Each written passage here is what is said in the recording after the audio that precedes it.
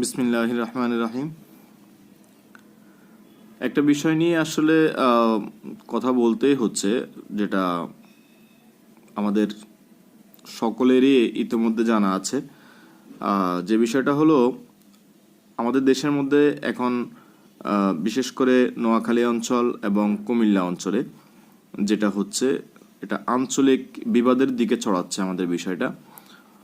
সাধারণত আমাদের নর্মালি বিষয়টা ছিল কি, বিভাগ চাই। নোয়াখালী থেকে আমাদের নোয়াখালী অঞ্চলের মানুষ বলছেন নোয়াখালী বিভাগ চাই, এবং কুমিল্লা অঞ্চলের মানুষ বলছেন কুমিল্লার বিভাগ চাই। বিষয়টা নিয়ে কিন্তু এক পর্যায়ে বিষয়টা খারাপ দিকে যাচ্ছে দিন দিন। কুমিল্লার লোকজন, কিছু লোকজন ঢাকা থেকে আসার পথেও, ঢাকার মধ্য থেকে আসার পথে বাস আটকিয়ে তাদেরকে হেনস্থা করছে।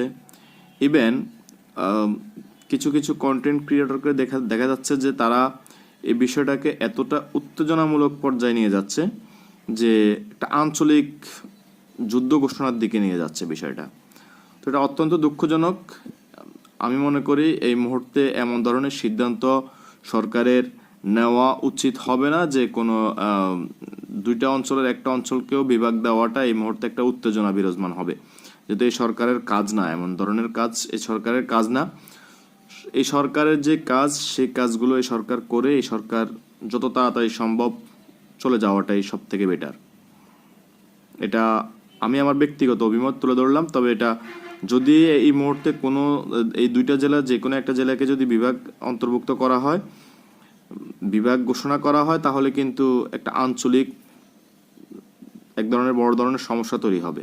আঞ্চলিক গৃহযুদ্ধ বাজার সম্ভাবনা আছে, এটা কিন্তু মাথায় রাখতে হবে।